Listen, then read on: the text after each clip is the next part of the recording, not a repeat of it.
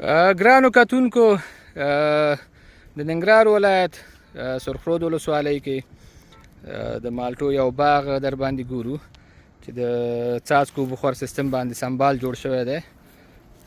دلته تاسو ګورئ چې بوټي ماشاءالله ډېر ښایسته تر و تازه دي او د ډریپ سیستم تاسو ګورئ چې دې ته 2 لاینه تیر شوي دي او هر بوټي ته 4 دانې ډریپرې لګېدلې دي او دغه د لوندوالي ساحه هم تاسو ته معلومیږي.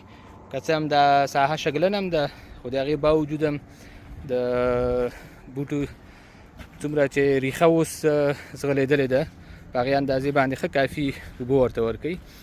د ځینو ملګرو دغه سوال چې ولې یو لاین موږ نه اچوو د ډریپ سیستم دپاره چې موږ 2 لاینه استعمالوو.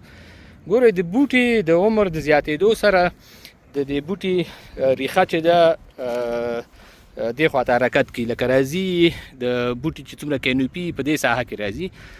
مطلب دغه بوټي چې کال ته لږ لوی شول نو دا پیپ راخلو موږ په دغه ساحه کې اچو، دا پشته هم دومره ورته لویږي.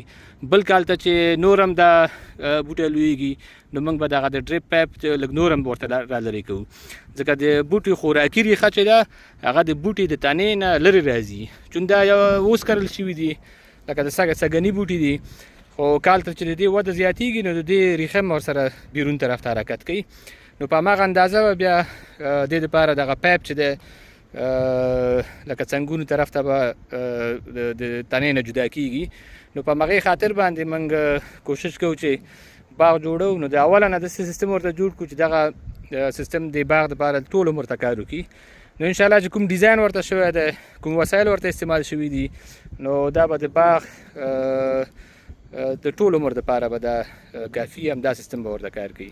یعنې دې ته به ضرورت نه پېښېږي چې دا به 4-5 کاله وروسته دا پایپونه وبدلوي یا به ډریپرې بدلوي یا به مین پایپ بدلوي. نه، مین پایپ او ډریپرې او لیټرل پایپ دا ټول چې محاسبه شوي دي د دې بوټو هغه اعظمي عمر ته محاسبه شوي چې کله دغه بوټي 15 کلن شي یا 20 کلن شي په هغه وخت کې چې دا په حاصل راشي نو هغه وخت کې څومره اوبه غواړي او آیا دا پایپونه به دغه اوبه باید ورته ورسي همغې وخت دپاره.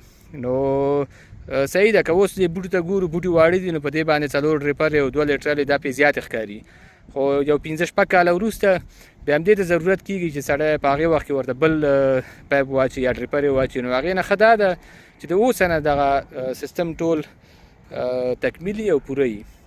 نو انشاءالله دغه باغ چې څومره غټېږي نو هېڅ مشکل سره به دا باغدار نه مخ کېږي او د باغ یا د ونو د غټېدو سره به دغه لیټرل پایپ به صرف د دې بوټو نه لږ جدا کېږي تر څو ریښو ته په کافي اندازه باندې اوبه ورسېږي.